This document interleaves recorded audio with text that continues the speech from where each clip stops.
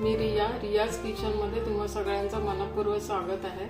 मी आज तुम्हाला हेल्दी असे ओट्स मखाना ड्रायफ्रूटचे लाडू दाखवणार आहे, जे तुम्ही थंडीत खाल्ले तर ते आपल्यासाठी खूप चांगले असतात। भरपूर कॅल्शियम आयरन त्यातून मिळतं। तर आपण त्याच्यासाठी काय काय साहित्य लागणार आहे पहिल्यांदा ते बघूया। तर एक वाटी इथे मी ओट्स घेतले, अर्धी वाटी मनुका घेतले, पाऊण वाटी मी इथे खारीक घेतले, पाव वाटी अंजीर घेतले, एक मोठी वाटी मी हे डेट्स घेतले, अर्धी वाटी मी हे तूप घेतले, 2 चमचे मी फ्लेक्स सीड्स अळशी घेतले, वॉटरमेलन सीड्स घेतलेत अर्धी वाटी, 2 चमचे मी डिंक घेतले, 1 वाटी मखाणे घेतले, अर्धी वाटी तीळ घेतले, इकडे अक्रोड आहेत, काजू, बदाम आणि वेलची पावडर आहे। हे ड्रायफ्रूट्सचं प्रमाण तुम्ही आपल्या आवडीनुसार आणि जे अवेलेबल आहे ते तुम्ही घेऊ शकता। त्याच्यामध्ये काही नसलं तरी काही स्किप केलं तरी चालेल। डिंक हा थंडीत थोडे लाडू चांगले असतात डिंकाचे, म्हणून मी डिंक घेतलाय। तुम्हाला नाही आवडत असेल नाही घातला तरी चालेल। फ्लेक्स सीड्स पण चांगले असतात, थंडीत सर्दी होते खोकला होतो त्याच्यासाठी फ्लेक्स सीड्स चांगले असतात म्हणून ते घेतले। जर तुम्हाला त्याचा फ्लेवर नाही आवडत असेल तर ते पण स्किप केलं तरी चालेल तुम्हाला। पहिल्यांदा आपण हे ओट्स भाजून घेऊया, ओट्स मखाणे भाजून घेऊया आणि नंतर ड्रायफ्रुट्स तुपामध्ये थोडे भाजून घेऊया। तर इथे मी एक कढई गरम करत ठेवली आहे। प्रथम आपण त्या कढईमध्ये 1 वाटी ओट्स भाजून घेऊया। ओट्स चांगले आपण भाजून घ्यायचे, ते थोडे क्रंची होईपर्यंत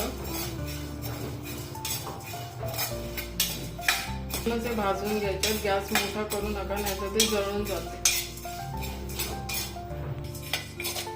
आता हे ओट्स बघा भाजून झाले, त्याचा हलका कलर चेंज झाला आणि एक हाताने पण तुम्ही असं बघितलं तर ह्याचा लगेच तुकडा होतो आणि थोडा एक खमंग वास येतोय भाजला। आता हे झालेत, आता आपण हे काढून घेऊया।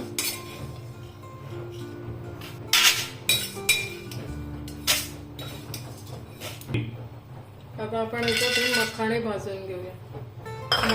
मखाणे चांगले भाजून घ्यायचे।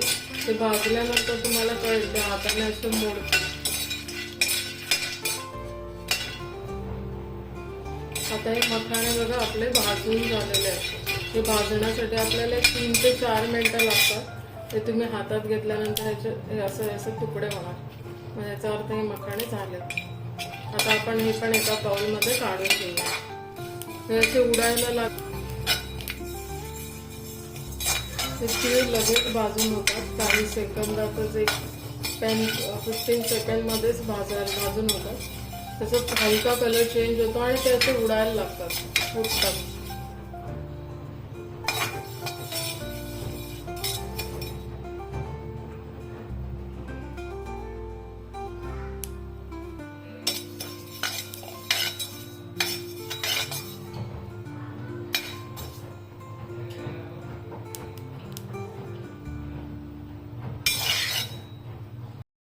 झालेले आहेत। आता हे तीळ भाजून झालेले आहेत। आता आपण हे पण एका बाउलमध्ये ट्रान्सफर करून घेऊया। आता आपण ह्याच्यात ते फ्लेक्स सीड्स भाजून घेऊया। त्याला अळशी असंही म्हणतात मराठीमध्ये।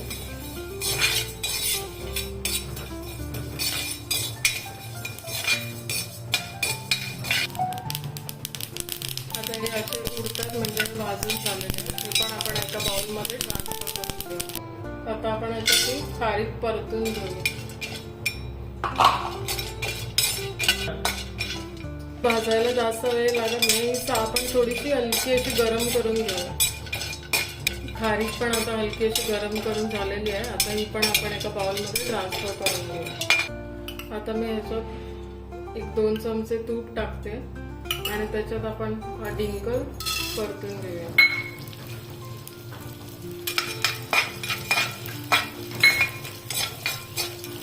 हा असं छान असं फुलतो, काही सेकंदातच हा फुलतो। मग तो आपण एका बाउलमध्ये काढून घेऊया। डिंकाने लाडू थोडे असे क्रंची होतात आणि डिंक आपल्या तब्येतीसाठी पण चांगला असतो। थंडीत हा विशेष करून घालायचा।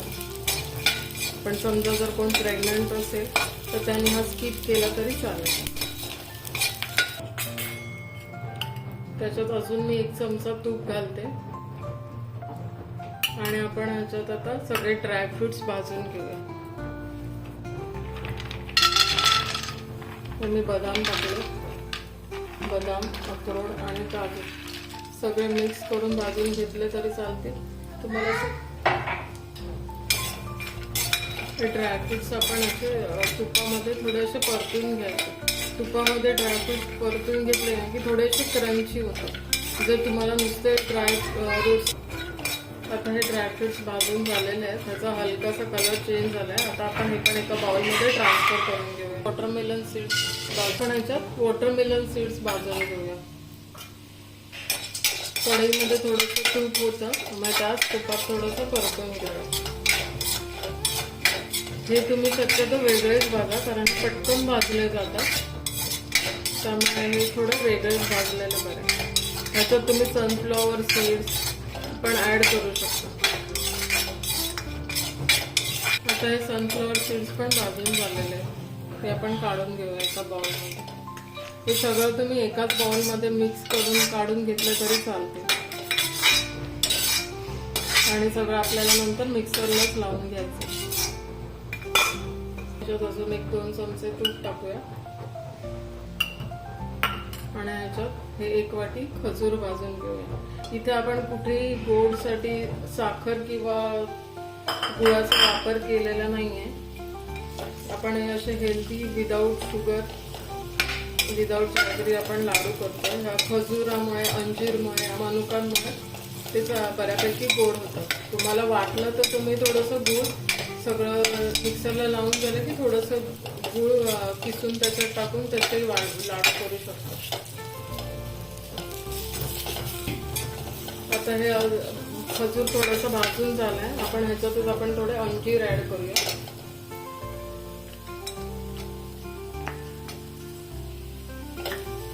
आणि त्यातच थोडंसं मनुका टाकून भाजून घेऊया.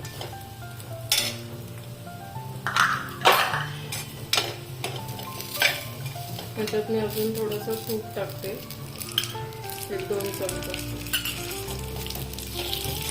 तुपाचं प्रमाण तुम्ही तुमच्या आवडीप्रमाणे सुद्धा घेऊ शकता.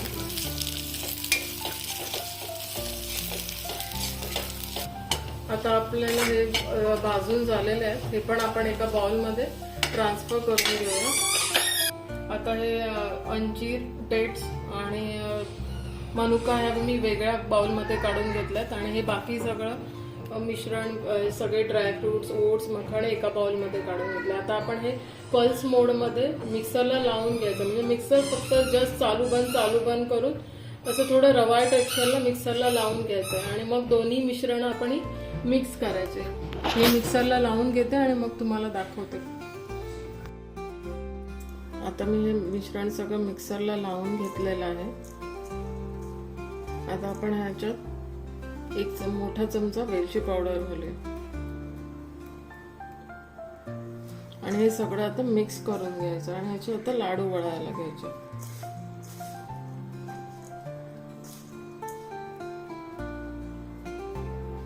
आता आपण ह्याच्यात थोडं राहिलेलं मगाचं तूप होतं ते घालून घेऊया. तूप न घालता पण हे असेच वळले जातात लाडू.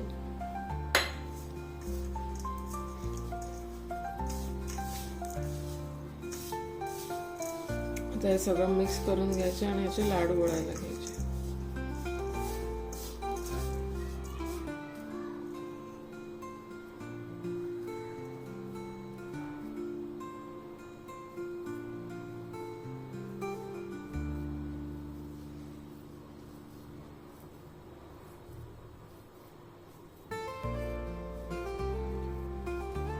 तुम्हाला हव्या त्या साईज प्रमाणे तुम्ही लाडू वळून घेऊ शकता. आता हे सगळे लाडू वळून झालेले आहेत. साधारण 28 लाडू तयार झालेले आहेत. वजनाला साधारण 1-1.25 किलो पर्यंत हे असतील मी दिलेले त्याप्रमाणे. आता हे लाडू आम्ही जे मेजरमेंट घेतलं त्या मेजरमेंटमध्ये तुम्ही कमी जास्त केले तरी ते लाडू व्यवस्थितच होतात. त्याला वळायला काही प्रॉब्लेम होत नाहीत. जसे रव्याचे आणि बेसनचे लाडू कसे फसतात तसे हे लाडू तुम्ही जर केले तर त्याला काही प्रॉब्लेम होणार नाही. ते व्यवस्थित बनवून रेडी होते. तर तुम्हाला रेसिपी आवडली असेल तर लाईक करा आणि शेअर करा आणि चॅनलवर नवीन असाल तर सबस्क्राईब करा. थँक्यू.